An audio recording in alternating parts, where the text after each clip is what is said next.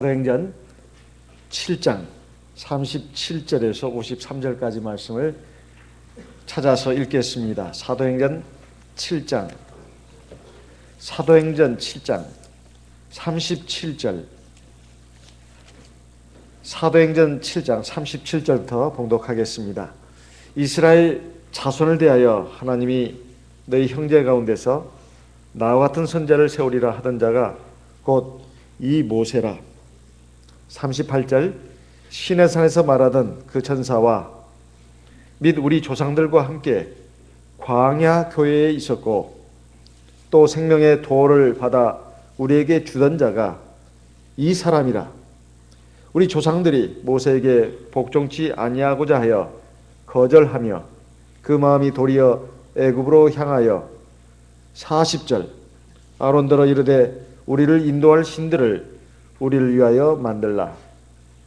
애굽 땅에서 우리를 인도하던 이 모세는 어떻게 되었는지 알지 못하노라 하고 그때 저희가 송아지를 만들어 그 우상 앞에 제사하며 자기 손으로 만든 것을 기뻐하더니 42절 하나님이 돌이키사 저희를 그 하늘의 군대 섬기는 일에 버려 두셨으니 이는 선지자의 책에 기록된 바 이스라엘의 집이여 40년을 광야에서 너희가 희생과 제물을 내게 드린 일이 있었느냐. 몰록의 장막과 신 레판의 별을 받들었으며 이것은 너희가 절하고자 하여 만든 형상이로다. 내가 너희를 바벨론 밖에 옮기리라 함과 같으니라.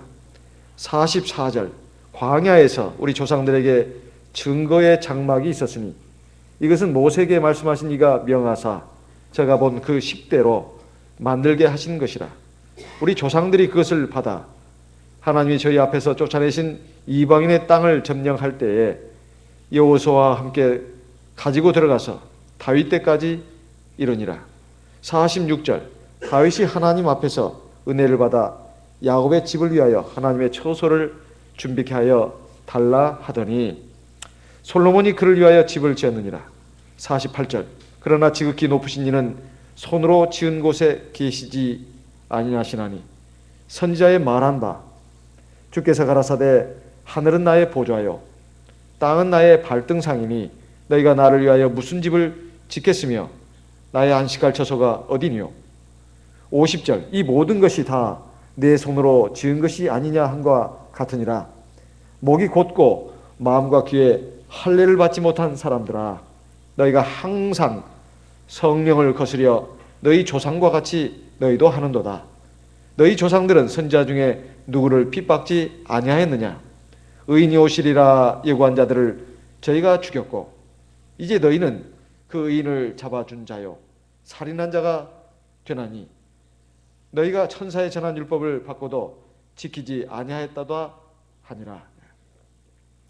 스데반의 설교의 이제 마지막 부분이라고 할 수 있습니다. 사도교회 주의 종들이 하나님의 율법과 성전을 모독했다 하는 죄목으로 고소를 당해가지고 여러 가지 고난을 당하고 있었는데 그 중에 바로 스데반이 붙잡혀가지고 이제 대제사장 앞에서 그리고 유대인들 앞에서 구원의 참복음을 전하고 있습니다. 특별히 모세 율법을 범했다고 고소했던 유대인들을 향해서 모세 율법을 범한 사람은 우리가 아니라 바로 너희들이다 이렇게 말하고 있고 하나님의 성전을 갖다가 모독했다 이렇게 말하고 있는 이 유대인들을 향해서 하나님의 성전을 회파하고 모독한 사람은 바로 또 너희들이다. 이것을 구약의 역사를 가지고 지금 이스라엘 백성들을 향해서 하나님의 구원의 참복음을 전하고 있습니다. 그 가운데서 그러는 과정에서 나온 이 말씀을 보게 되면 광야교회라는 말씀이 나옵니다. 광야교회. 광야교회가 대체 있었을까요?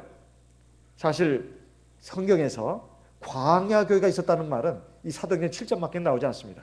그리고 오로지 스데반의 입을 통해서 증거된 이 광야교회 그 앞에도 그 후에도 그런 말씀이 나오지 않습니다. 그럼 광야교회란 게 뭘까요? 광야교회가 있었습니까? 스데반은 성령이 충만을 입어가지고 지금 하나님의 말씀을 증거하고 있는 겁니다. 우리 과거의 조상들이 이 애굽에서 400여 년간 종로로 타다가 모세 인도를 받고 홍해바다를 건너서 가나안 땅을 향해서 40년의 여정을 걸었는데 그 광야에서의 40년의 여정이 바로 광야교회였다고 이렇게 말씀하고 있습니다. 스데반이 그냥 스스로 붙인 말이 아닙니다. 하나님께서 성령의 감동을 입어가지고 스데반의 입을 열어서 지금 말씀하고 있는 겁니다. 구약의 역사를 통해서 오늘 유대인들의 잘못된 신앙의 행태를 갖다가 비판하고 있는 것입니다. 모세는 바로 그리스도의 예표가 되는 인물이고 그때 이스라엘 백성들은 오늘날 모든 성도들의 전신이라고 말하고 있는 것입니다. 당시에 이스라엘 백성들이 유대인들이 당시에 그 모세 당시에 이스라엘 백성들이 성령을 거스렸고 하나님의 말씀을 거스렸고 또 하나님의 역사를 거스렸는데 바로 유대인들 너희들이 그와 똑같다 하는 겁니다. 성령을 거스리고 하나님의 말씀을 거스리고 그리고 하나님의 역사를 거스려서 결국 하나님의 보내신 구원자 예수 그리스도를 죽였을 뿐만 아니라 오늘도 이 참된 신앙의 길을 진리의 길을 걸어가고 있는 사람들을 죽이려고 한다는 것을 아주 날카롭게 지적하고 책망하고 있는 것입니다. 광야교회, 성경이 단 한 번밖에 나오지 않는 이 광야교회, 이 광야교회를 통해서 우리가 한번 받아야 될 하나님의 귀한 진리가 있습니다. 광야라는 말은 보통 우리나라에서는 쓰지 않습니다. 사실 우리나라는 굉장히 작은 나라 아닙니까? 굉장히 작은 나라입니다. 근데 미국을 가든가 중국을 가든가 유럽을 가든가 아프리카를 가든가 간에 다 광야가 있다고 합니다. 광야가 있다고 그래요. 근데 광야라고 하는 건 정말로 무서운 것이라고 합니다. 사람이 살지 못하는 것이라고 그래요. 도저히 사람이 살 수 없는 곳이라는 겁니다. 그래서 광야를 바다와 같이 생각하는 사람도 있습니다. 제가 언젠가도 말씀드렸다시피 한 십몇 년 전에 LA에 영래 강사로 갔을 때 거기서 저에게 한 2박 3일인가요? 3박 4일간 저에게 관광을 시켜준 적이 있습니다. 누구 동행해 주는 사람이 없었어요. 다들 바쁘다고. 그렇게 바쁘게 삽니다. 그래서 저 혼자 이제 태우 목자님이 그 관광 회사 있는 데까지 와가지고 저를 태워다 줬습니다. 목자님 잘 다녀오세요. 저는 굉장히 참 마음에 여러 가지 어떤 호기심, 기대로 가득 찼지만은 한편 불안한 생각이 들었어요. 내가 이게 혼자 이게 어떻게 남 모르는 사람들하고 같이 끼어가지고 관광을 잘 하고 있을 것인가. 그래가지고 출발을 했는데 이제 LA에서 출발해가지고 라스베가스 쪽으로 이제 막 쭉 가는데요.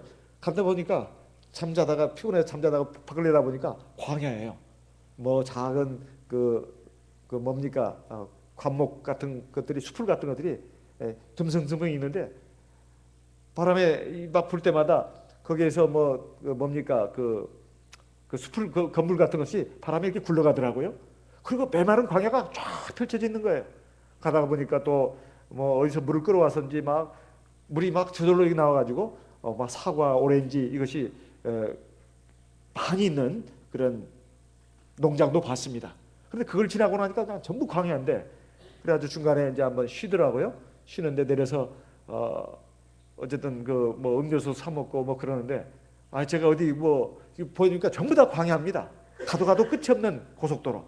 만약에 여기서 제가 차 타고 가다가 뭐 자동차가 고장 났다거나 기름이 떨어지면 제가 혼자 가다가요. 그러면 나 죽겠구나. 그런 생각이 들 정도로 그렇게 땅이 넓더라고요. 그런데 그 광야를 제가 이렇게 봤기 때문에 그 참 이 광야가 이런 것이구나 이런 것을 알 수가 있습니다. 광야는 바다와 마찬가지로 사람이 살 수 없는 것으로 알려져 있습니다. 그래서 광야도 육지와 육지 사이에 있는 것이 광야다 이런 말이 있습니다.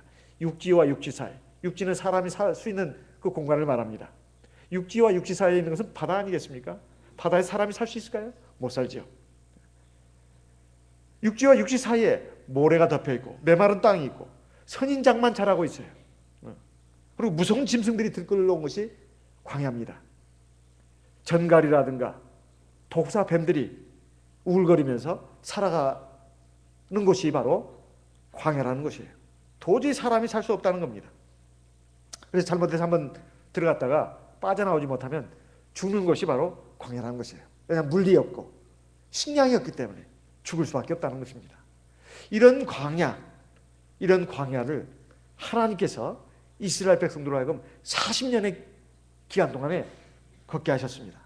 그 광야 생활에 대해서 고린도전서 10장에서 이렇게 말씀하고 있습니다. 고린도전서 10장을 보겠습니다. 고린도전서 10장. 고린도전서 10장.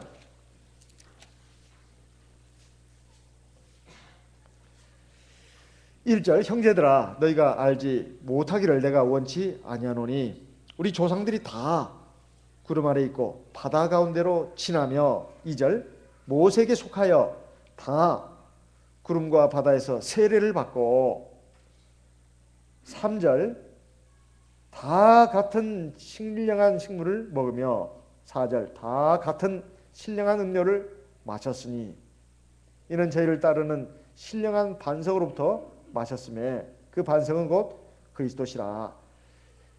과거 이스라엘 백성들 이 어떤 과정을 통해서 구원을 받았는가 하는 것을 지금 신약시대의 성도들을 향해서 바울사도가 조명해주고 있는 것입니다. 홍해바다를 건넌 것은 세례를 받은 것과 똑같고 그 다음에 광야 생활을 통해서 신령한 식물을 먹고 신령한 음료를 마셨다고 나옵니다. 신령한 식물은 바로 하늘에서 내린 만나 하나님의 말씀을 상징합니다. 그 다음에 4절에 신령한 음료라고 했는데 반석에서 나온 물을 말합니다. 이거 성령을 가리키는 겁니다. 성령을 가리키는 거예요. 이런 신령한 식물, 신령한 음료를 마시면서 따랐는데 신령한 반석이 있었기 때문에 가능했다는 겁니다. 신령한 반석은 바로 주 예수 그리스도다 이런 말입니다. 구약성경에 예수 그리스도란 말이 한마디도 나오지 않습니다. 그런데 성령의 감동을 입어가지고 구약성경을 그렇게 지금 해석을 하고 있는 것입니다. 그런데 5절에 보면 같이 읽어보겠습니다. 5절 같이 읽겠습니다. 그러나 저희의 다수를 하나님이 기뻐하지 아니하신 거로 저희가 광야에서 멸망을 받았느니라. 광야란 말이 나오죠. 사도행전 7장에서 스데반은 이 광야가 바로 광야교회라 이렇게 말하고 있습니다. 광야에서 거의 대부분이 멸망을 받았다 이렇게 나오고 있습니다. 홍해바다 건넌 것은 세례받은 것이다. 그런데 그 후에 가나안 땅에 이제 거의 도달했을 때 마지막 강을 하나 건넙니다. 그게 뭐죠? 여호수아 3장인가 나오죠? 뭡니까? 요단강입니다. 요단강. 요단강은 뭘까요? 가나안 땅에 들어가는 최후의 관문입니다. 오늘 우리도 마찬가지입니다. 우리가 세례받고 성령 받아가지고 광야 길을 걸어가고 있습니다. 우리가 마지막으로 건너야 할 강이 있는데 바로 요단강입니다. 요단강. 며칠 후 만날이 요단강 건너가 만날이. 그 찬송가 219장인가요? 지금 정확히 기억을 못 하겠는데 요단강 건너가 만날. 무슨 뜻일까요? 우리의 육체의 죽음. 그것이 바로 요단강이다 이 말이에요. 요단강 건너가지고 이제 완전한 가나안 땅에 들어간다는 겁니다. 우리도 마찬가지입니다. 우리도 지금 세례받고 광야길을 걸어가고 있는데 우리의 육체의 죽음이 바로 요단강을 건너가는 겁니다. 요단강 건너가면 완전히 하나님의 나라로 들어가지 않습니까? 그래서 구원이라고 하는 것이 일단 애굽에서 나와가지고 홍해를 건넌 것 이렇게 시작됩니다. 이것을 갖다가 구원이라고 말합니다. 이것은 이 세상 죄악으로부터 구원이라고 말합니다. 그런데 요단강을 건너서 가나안 땅에 들어가는 것 이걸 뭐라고 그러냐? 구원의 완성이라고 말합니다. 애굽에서 나와서 홍해바다를 건넌 것은 구원의 시작입니다. 그러나 구원이라고 말합니다. 그것도 구원이라고 말해요. 그런데 구원의 시작입니다. 완전한 시작이죠. 그러나 구원이 완성된 건 아닙니다. 이제 광야 길을 거쳐가지고 요단강을 건너서 가나안 땅에 완전히 들어가는 것 구원의 완성이 남아있다는 거예요. 그래서 우리가 이런 부분에서 구원의 어떤 과정을 알 수가 있는데 죄악 세상에서 벗어나가지고 우리가 하나님의 백성이 되는 이 통로로서 세례를 받습니다. 하지만 이제 완전히 하나님 나라에 들어가는 그 과정이 남아있고 지금 현재 우리는 광야의 생활을 하고 있는데 이것이 바로 광야 교회와 같다, 이런 말씀입니다. 이것을 오늘의 우리에게 대입시켜서 생각해 본다면 오늘 우리도 광야 교회에 있다고 해도 과언이 아닙니다. 왜 그렇습니까? 우리가 비록 천년왕국에 교회에 살고 있다 하더라도 하나님께서 낮에는 구름 기둥으로 밤에는 불 기둥으로 우리를 보호하시고 보살피시고 인도하신다 하더라도 우리는 여전히 지금 광야길을 걷고 있는 겁니다. 그래서 삶이 고달프고 힘겹고 때로는 여러 가지 어려운 일도 만납니다. 그리고 좋지 못한 일도 겪습니다. 그렇지만 이것이 결론이 아니다 이 말이죠. 이제 마지막 결론, 가나안 땅이 우리에게 남아져 있습니다. 그런데 이스라엘 백성들이 모세 인도를 받고 나오면서 문제가 되는 것은 뭐였습니까? 몸은 애굽에서 나왔는데 마음이 여전히 애굽에 있었다는 겁니다. 몸은 비록 애굽에서 노예 상태에서 벗어났지만 마음은 여전히 애굽에 있었고 애굽의 노예 상태로 있었다는 것, 이것을 스데반이 지금 말하고 있습니다. 이것이 이스라엘 백성들이 가지고 있는 문제점이었습니다. 그래서 광야 교회를 하나님께서 이스라엘 백성들에게 그 생활을 하게 한 것은 바로 그런 부분이 있습니다. 비록 몸은 구원받았지만 아직 마음, 생각, 그 속사람은 하나님 앞에서 구원받은 백성다운 모습으로 나오지를 못했다, 이런 말입니다. 그래서 광야 교회를 통해서 하나님께서는 겉 육신만이 아니라 그 속에 있는 마음, 생각, 의지, 감정도 완전히 애굽에서 나올 수 있도록 광야 교회를 허락하신 겁니다. 그래서 사도행전 7장 39절에 보면 이렇게 말씀하고 있습니다. 사도행전 7장 39절 38절부터 먼저 보게 되면 신의 산에서 말하던 그 천사와 및 우리 조상들과 함께 광야 교회에 있었고 또 생명의 도를 받아 우리에게 주던 자가 이 사람 모세라. 모세는 생략됐죠. 39절 우리 조상들이 모세에게 복종치 아니하고자 하여 거절하며 그 마음이 도리어 애굽으로 향하여, 그 마음이 도리어 애굽으로 향했다. 하나님께서 하나님의 사람 모세를 통해서 주신 하나님의 말씀에 대해서 순종하지 않았다, 이런 말이에요. 그리고 거절했다는 겁니다. 그리고 마음이 항상 애굽으로 치달았다는 것이죠. 그러면서 이 이스라엘 백성들이 중간중간 하는 말을 보게 되면 뭐 모세만 하나님과 얘기했느냐, 누구에게나 하나님 말씀을 들으면 됐지, 왜 모세만 드려야 되느냐, 그러면서 모세를 통해서 나오는 하나님 말씀에 불순종했습니다. 근데 이건 하나님이 원하시는 바가 아니죠. 하나님께서는 모세를 지명해가지고 좀 하나님 말씀을 하시는데 어쨌든 그들은 하나님의 말씀 자체를 듣지 않은 겁니다. 그래서 거역했다는 겁니다. 그래서 하나님의 말씀을 거역하고 하나님의 인도하심, 하나님의 역사하심, 하나님의 구원하심을 갖다가 부정했습니다. 그리고 하나님의 약속, 가나안 땅에 대한 약속도 다 부정을 했어요. 우리가 여기에 와서 이렇게 고생하고 힘들고 어려워 죽겠다, 차라리 우리가 가나안 땅에 애굽 땅에 있었던 것이 더 좋지 않았겠느냐 하면서 하나님의 약속 자체를 부정했습니다. 그런데 그런 가운데서 간음죄, 살인죄, 우상숭배죄, 이 죄악들을 저질렀습니다. 고린도전서 10장에 보게 되면 4가지의 죄가 나옵니다. 그 중에 하나가 뭐냐, 첫 번째가 우상숭배입니다. 우상숭배. 고린도전서 10장 6절부터 보겠습니다. 그런 일은 우리의 거울이 되어 우리로 하여금 저희가 악을 즐겨한 것 같이 즐겨하는 자가 되지 않게 하려 함이니. 7절 저 중에 어떤 이들과 같이 너희는 우상숭배하는 자가 되지 말라. 기록된 바 백성이 앉아서 먹고 마시며 일어나서 뛰논다과 같으니라. 첫째는 우상숭배입니다. 그 다음에 8절에 보면 간음이 나옵니다. 간음. 저 중에 어떤 이들이 간음하다가 하루에 23,000명이 죽었나니 우리는 저희와 같이 간음하지 말자. 그 다음에 9절에는 주를 시험했다는 말이 나옵니다. 저희 중에 어떤 이들이 주를 시험하다가 배명하게 멸망하였나니 우리는 저희와 같이 시험하지 말자. 10절에 마지막으로 보면 원망이 나옵니다. 원망. 저희 중에 어떤 이들이 원망하다가 멸망시키는 자들에게 멸망하느니 너희는 저희와 같이 원망하지 말라. 이렇게 말하고 있습니다. 사실 이 모든 죄악들이 다 불신앙에서 나오는 겁니다. 불신앙.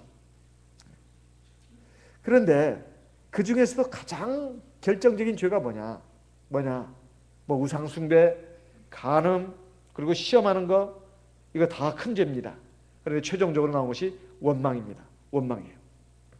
사실 하나님의 계명, 율법, 이것을 어기는 것만이 죄는 아닙니다. 이스라엘 백성들이 출애굽한 뒤에 광야에서 범한 죄가 사실 큰데 그 죄가 즉 십계명에는 안 나옵니다. 그리고 율법에도 안 나옵니다. 그게 뭐냐? 원망의 죄입니다. 원망의 죄. 좀 더 구체적으로 말한다면 이렇습니다. 세상에 믿지 않는 사람들, 불신자들도 범하는 죄가 있습니다. 그래서 우상숭배, 살인, 간음, 도적질, 거짓말하는 것. 이건 세상에 믿지 않는 사람들도, 불신자들도 다 범하는 죄입니다. 그런데 하나님 믿는 백성들만이 짓는 죄가 있어요. 하나님을 믿는 백성들, 하나님의 택한 백성들만이 짓는 죄가 있습니다. 그게 뭘까요? 원망죄입니다. 세상 사람들은 이런 죄를 짓지 않습니다. 하나님과의 관계가 없으니까. 그런데 하나님과의 관계를 맺은 하나님의 백성이 되고 하나님의 자녀가 되고 하나님의 신부가 된 하나님의 성도들만이 짓는 죄가 있는데 그게 바로 원망죄다 이 말이에요. 원망죄가 뭘까요? 하나님이 하시는 일이 마음에 안 드는 겁니다. 그리고 하나님의 인도가 즐겁지가 않습니다. 그리고 하나님의 어떤 경륜이 내 마음에 달갑지가 않습니다. 그래서 내가 어렵고 힘들고 괴로울 때 참 하나님이 이럴 수가 있나 그러면서 하나님을 싫어하고 하나님을 비평하는 것, 이것이 바로 원망입니다. 원망의 반대는 감사죠. 감사입니다. 긍정입니다. 감사합니다. 근데 이것은 사실 인간이 약하기 때문에 얼마든지 범할 수 있는 겁니다. 우리가 살다가 보면 부모 자식 간에도 부부 간에도 원망을 합니다. 또 형제 간에도 원망을 합니다. 인간이기 때문에, 약하기 때문에 자기 기준에서 다 불평도 나오고 힘들면 힘들다 하고 어렵다면 짜증도 나고 화도 나는 겁니다. 하지만 하나님과의 관계에서는 절대로 있어서는 안 되는 것이다 이 말이에요. 왜 그런가요?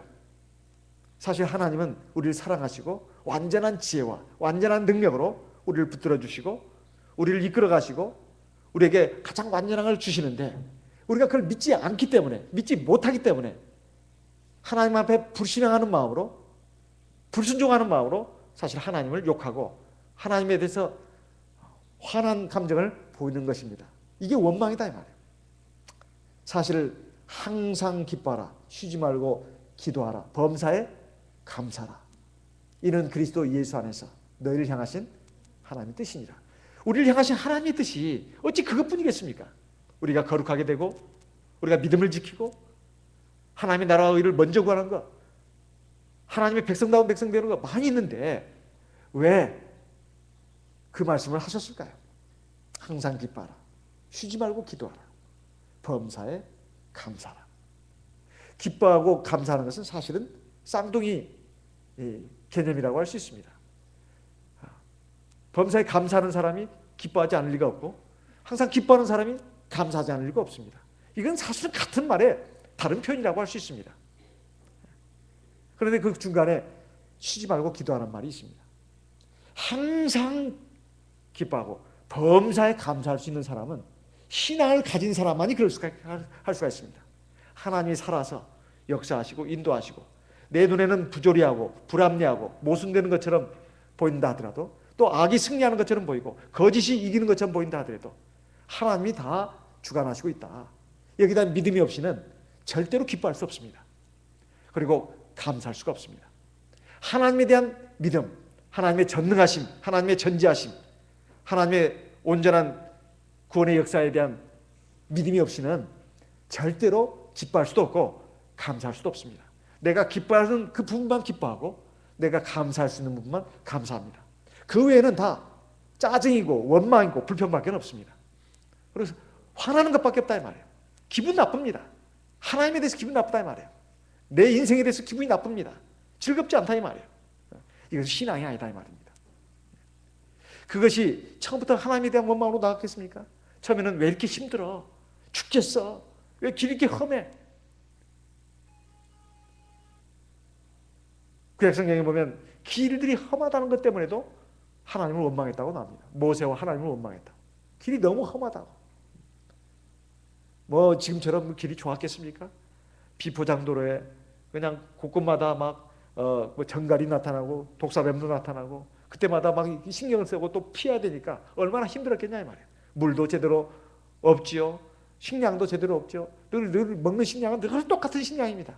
만나도 처음에는 신기했지만 먹다 보니까 지겨워 죽겠어요. 네. 그 꿀같이 생긴 거. 아 진짜 애굽에서 먹던 그 뭡니까 소고기에 그 마늘하고 부추하고 해가지고 그 불고기 해 먹던 것도 생각나고 철판에다가 삼겹살 구워 먹던 것도 삼겹살은 못 먹죠 돼지고기는. 네. 아이고 왜 또 침이 이렇게 흐르는지 모르겠네요. 어쨌든 간에 이 맛있는 것들을 먹던 것이 막 생각이 난다 이 말이에요. 그런데 맨날 그 같은 음식을 먹으니 얼마나 신경이 나고 짜증이 나냐 말이에요. 오락거리도 하나도 없습니다. 재미가 없단 말이에요. 그냥 하염없이 가야 합니다. 그리고 어디 광야에서 좀 정착해서 살고 싶어도 살 수가 없어요. 이 정도 땅이면 우리가 살 수 있겠다는데 농기구가 있어야 말이죠. 또 씨앗이 있어야 말이죠. 그래도 어떻게 해가지고 그 주민들한테 어떻게 씨앗도 구하고 농기구도 해가지고 농사를 질러치면 출발 그럽니다. 하나님 출발 그래요. 이거 기약도 없이 또 일어나야 됩니다. 농사 지을 시간도 공간도 재료도 주지 않았습니다. 오로지 전적으로 하나님만을 바라보고 의지하게 한 곳이 바로 광야 생활이었다 이 말이에요. 그러니 이게 내 마음 먹은 대로 다 되지도 않고 무슨 계획도 세울 수도 없고 철저하게 하나님만을 바라보고 하나님의 인도하심에 순종해서 가야 되는 이 길이 인간적으로 봤을 때 그리 얼마나 기뻤겠습니까? 즐거웠겠냐 이 말이에요. 그래서 이들은 나중에 가다 보면 하나님께 원망이 나오고 그렇게 되었습니다. 그렇지만은 사실 돌이켜보면 이 기적 같은 일입니다. 200만 명이 넘는 그런 엄청난 인구가 광야 길을 하루도 굶지 않고 갔다는 거. 그리고 마실 물을 계속 줬다는 겁니다. 그리고 옷이 하나도 안 떨어졌다는 거예요. 신발이 부르트질 않았다고 나옵니다. 신명기 8장에. 이건 기적 중에 기적입니다.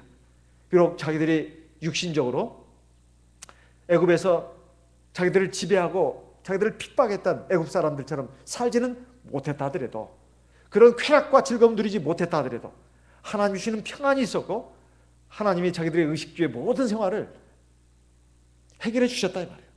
이런 기적이 어디가 있냐 이 말이에요. 그런데도 사실 세상적인 기준으로 본다면 분명히 이것은 만족스러운 것은 아닙니다.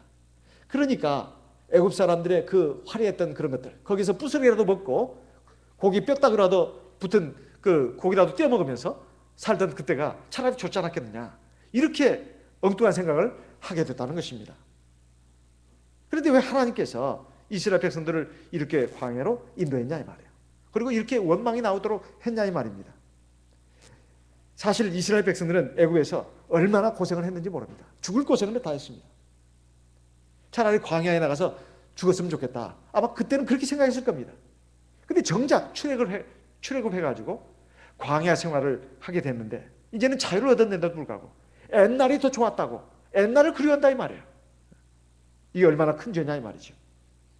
그러면서 사도행전 7장 40절에도 나오지만은 우리를 인도할 신을 만들어라. 모세가 십계명과 율법을 받기 위해서 시내산에 올라갔을 때 내려오질 않는 거예요. 그러니까 이스라엘 백성들이 화가 났습니다. 지루해 죽겠습니다. 그래가지고 아론에게 다가와가지고 우리를 인도했던 모세는 어디 갔느냐? 우리를 인도할 신을 만들어라. 그래가지고 이제 그들이 갖고 있던 금붙이를 이제 모세 발 앞에 놓으니까 아론의 발 앞에 놓으니까 아론은 그것을 갖다가 용광로 속에다 집어넣습니다. 그래가지고 나온 것이 뭡니까? 금송아지 아니겠습니까? 하나님께서는 아주 진노하셨습니다. 그리고는 뭐라고 했습니까?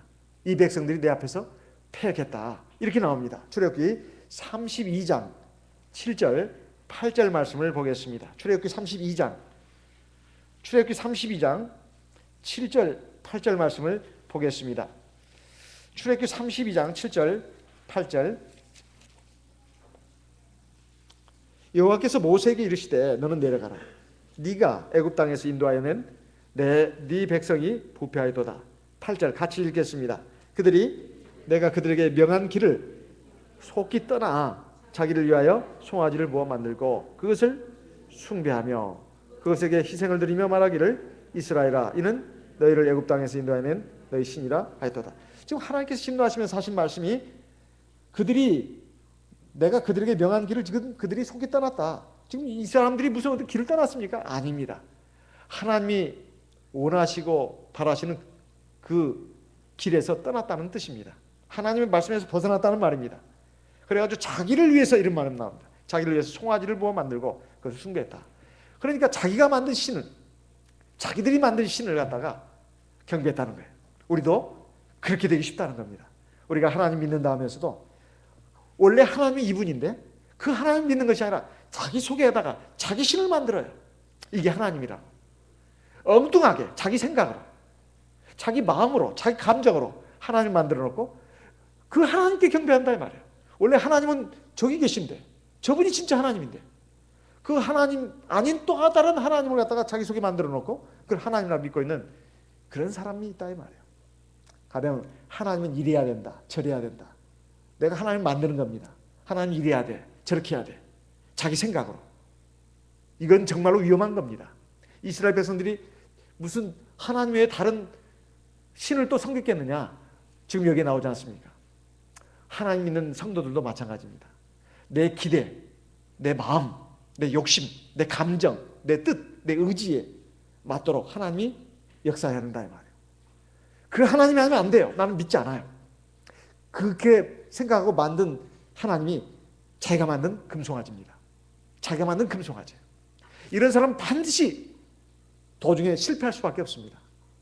가다가 보니까 그렇게 안 되거든요. 그건 우상이었습니다. 겉모습은 참신인 것 같은데 그 속에는 자기 생각과 자기 의지와 자기 감정으로 만드는 하나님을 꾸겨놨어요. 그리고 그걸 하나님이라고 그 포장만 금도금만 했지 사실 그 안에는 우상이 있다 이 말이에요.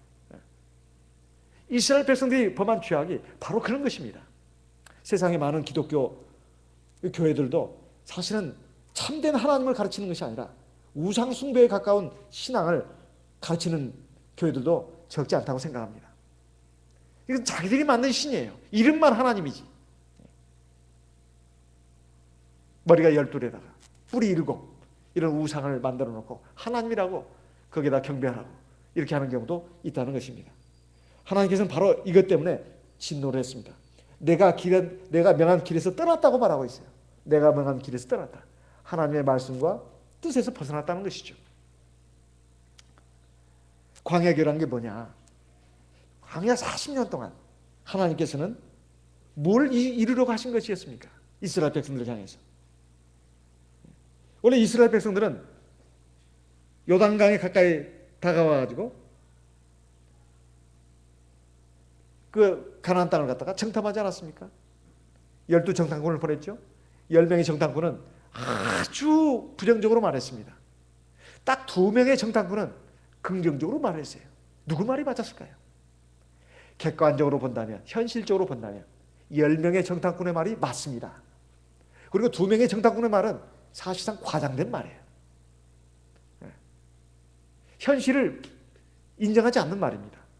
그런데 중요한 것은 2명의 정탐꾼 여호수아 갈렙만큼은 하나님을 경외했다 말이에요. 또 하나님이 약속하신 땅입니다. 만약에 자기들의 욕심으로 그 땅을 차지할 것 같으면 이것은 안 되는 겁니다. 그러면 하나님이 약속하신 땅이에요. 그리고 하나님이 주시기로 약속하셔가지고 지금 이스라엘 백성들에게 명해서 여기까지 왔습니다. 그런데도 그 10명은 현실적으로 불가능하다, 어렵다 이렇게 말했어요. 우리가 하나님 나라에 가는 데 있어서 현실도 중요하지만 현실을 만드시고 주관하시고 이끄시는, 지배하시는 하나님을 믿는 것이 더더욱 중요합니다. 그리고 현실 뒤에 하나님의 말씀, 하나님의 역사, 하나님의 약속, 이것을 믿고 나가는 것이 굉장히 중요합니다. 그런데 이스라엘 백성들은 10명의 정탐꾼의 말을 들었습니다. 인간적인 말, 현실적인 말. 이런 말을 듣고 하나님의 약속 이걸 저버렸다 이 말이에요. 그리고 불순종했습니다. 그러니까 원망이 나오는 거예요. 왜 하나님이 우리를 여기까지 인도해가지고 결국은 개죽음 당하게 하려고 하느냐. 항상 신앙으로 나오고 신앙으로 순종해서 나가야 되는데 이들은 항상 불신앙과 인간적인 생각으로 하나님의 말씀을 거부하고 대적했다 이 말이에요. 그래가지고 결국은 또 다시 뺑뺑이 돌린 거 아닙니까? 이것을 우리가 뒤집어 생각해 본다면 하나님께서 광야 생활을 하게 하신 것은 이스라엘 백성들로 하여금 그 속에 들어있는 애굽 사람들의 의식 또 인간적인 그러한 생각들 그리고 육체의 정욕 이런 것들을 빼버리고 하나님의 백성다운 백성으로 만들어주기 위해서입니다. 문화 인류학자가 말한 얘기를 들어보면 한 문화가 바뀌는 데 있어서는 공교롭게도 40년 정도 걸린다고 합니다. 한 문화가 바뀌는 데 40년이 걸린대요. 저는 참 감사하게 생각하는 게 있습니다. 우리나라가 일본의 지배를 36년간 받지 않았어요? 40년을 그래도 안 채우기 참만 다행입니다. 아마 4년만 채웠다면 큰일 날 뻔했어요. 큰일 날 뻔했다고 생각합니다. 36년 딱 그냥 가기 전에 그러다 보니까 36년도 굉장히 장거세로입니다. 외세계 문화가 얼마나 많이 그동안 있었는지 몰라요. 40년이 걸린다고 합니다. 한 문화가 바뀌는 데 있어서. 여러분은 어떻게 생각하실지 모르겠어요. 신앙 경력이 한 40년 정도 그것도 꾸준하게 성실하게 해야 그나마 정말 하나님의 성도다운 성도가 되지 않습니까? 10년, 20년 가지고도 좀 어려운 것 같아요. 제가 보니까. 적어도 믿음의 길을 한 40년은 걸어가야 적어도 생각하는 거나 말하는 거나 행동이 정말 하나님의 성도다운 성도로서의 생활에 별로 어색함이 없고 기도도 예배드리는 것도 하나님께 봉사하는 것도 별로 어색함이 없어요. 이것은 전제가 있습니다. 겸손하게 성실하게 믿음 생활 좀 그래도 한 분들. 그렇지만은 사람이 처음부터 다 바뀌냐 이 말이에요. 적어도 한 40년은 흘러야 그래도 하나님의 백성다운 백성, 하나님의 자녀다운 자녀로 변화가 되는 것을 볼 수가 있습니다. 이 광야가 그래서 필요했던 겁니다. 과거와의 단절, 애굽 생활로부터 완전한 탈피, 그리고 하나님의 백성다운 백성으로 거듭나는 것. 이것을 위해서 광야 계획가 필요했다는 것입니다. 그 광야 생활을 통해서 하나님의 백성으로 다듬어지고 완성이 돼서 하나님이 약속하신 땅 가나안 땅을 주시려고 했던 것이 바로 하나님의 뜻이었다 이런 말입니다. 그래서 우리가 이 생활을 살아가면서도 알아야 할 것이 있습니다. 광야 이 생활은 쉽지 않다는 겁니다. 하지만 하나님은 무작정 광야 생활을 하라고 하지 않았습니다. 우리가 잘 아는 바와 같이 시내산에서 하나님의 계명 그리고 율법을 주었습니다. 그리고 그 율법 가운데는 이동식 성전을 지켜야 했습니다. 이동식 성전. 그 뭐라고 했죠? 이동식 성전을 뭐라고 했습니까? 구약시대 이동식 성전을 성자로 시작하고 끝자는 막자로 끝나는데 성막입니다. 성막. 그 성막을 통해서 하나님 앞에 만날 수 있는 자리, 장소를 만들어 주셨다 이 말이에요. 출애굽기 30장 6절 말씀 우리 같이 찾아서 읽어보겠습니다. 출애굽기 30장 6절 큰 소리로 같이 읽겠습니다. 출애굽기 30장 6절 큰 소리로 같이 읽겠습니다. 출애굽기 30장 6절 시작.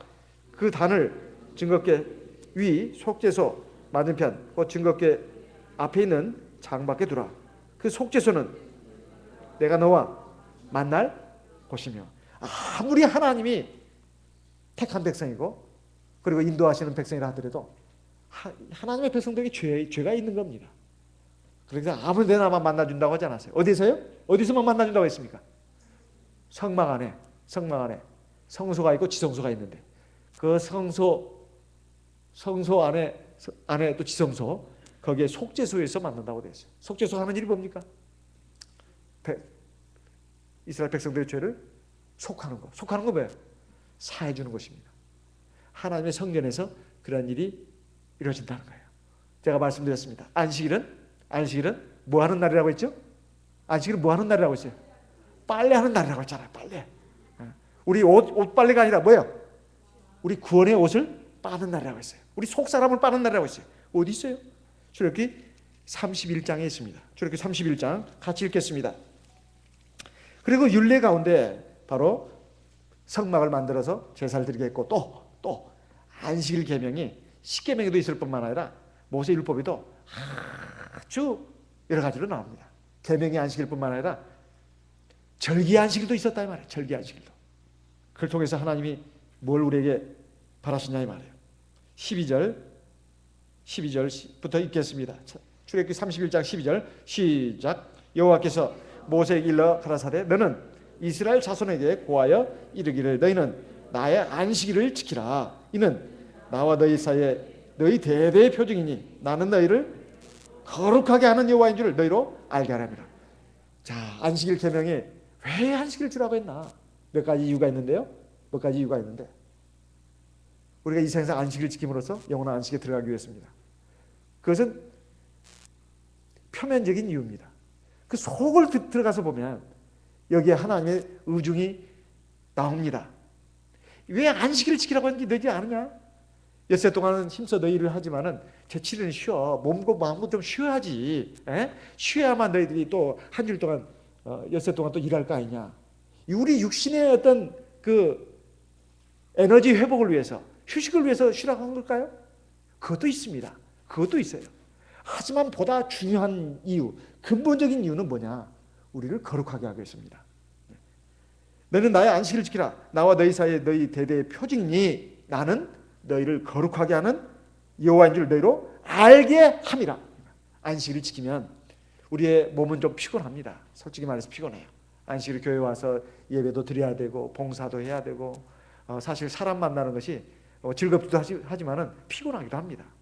그런데도 불구하고 하나님께서 이 안식일을 지키게 하신 이유가 뭘까요? 우리를 거룩하게 여기십니다. 우리가 세상에 엿새 동안 살다 보면 알게 모르게 죄를 짓는다 이 말이에요. 세상에 때가 묻습니다. 그러면 이 때 묻은 옷을 가지고 하나님 나라에 들어갈 수 있을까요? 못 들어갑니다. 못 들어가요. 계시록 22장에도 나온 바와 같이 두루마기를 빠는 자들은 복이 있도다. 저희가 생명나무에 나아가며 성에 들어갈 권세를 얻으려 함이라. 성이 어떤 성이죠? 계시록 21장에는 새 예루살렘 성입니다.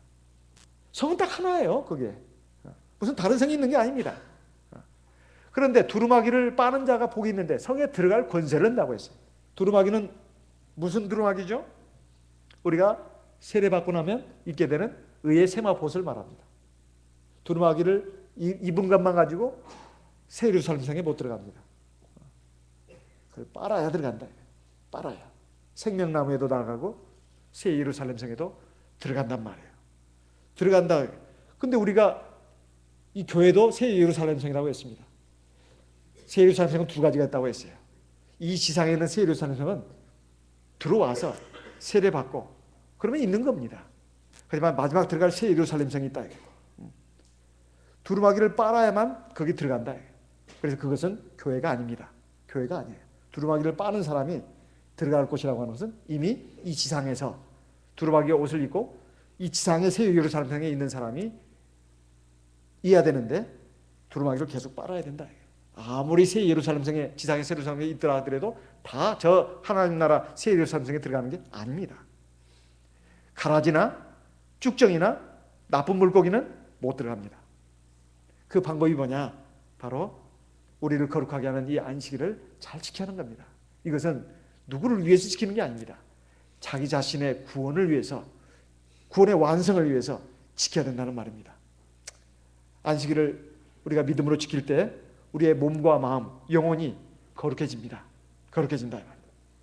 그래서 이 안식일, 그리고 계명, 율례, 그리고 이동식 성전, 성막을 통해서 하나님께서는 이스라엘 백성들을 이끌어 가셨습니다. 그들을 훈련시켰습니다.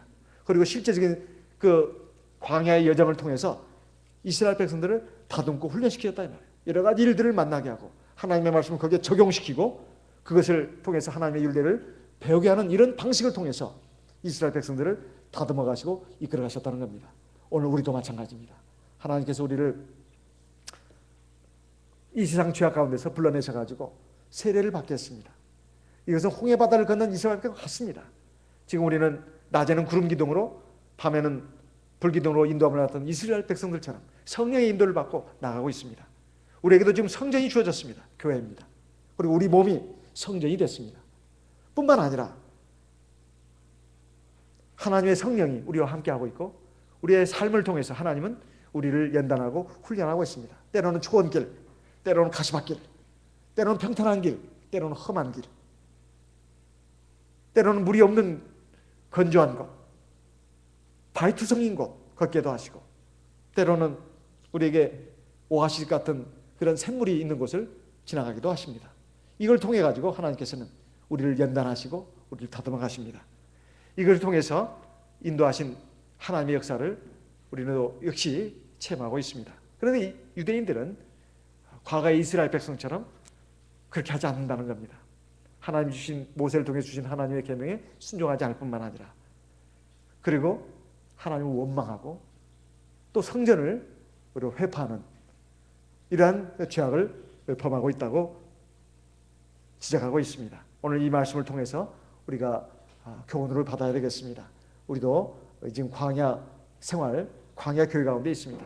우리 하나님의 나라, 영적인 가나안 천국에 들어갈 때까지 우리가 믿음 생활을 잘 해야 되겠습니다. 그리고 하나님의 백성다운 백성, 자녀다운 자녀로 다듬어지고 완성되어 나가야 되겠습니다.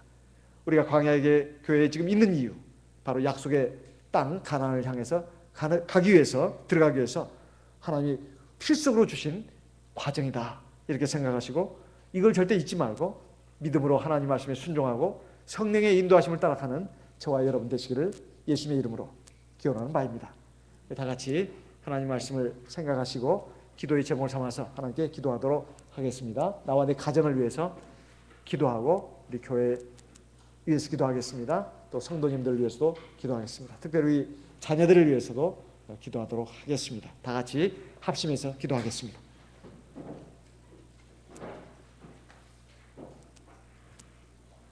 할렐루야. 주 예수 그리스도 받들어 기도드리옵나이다.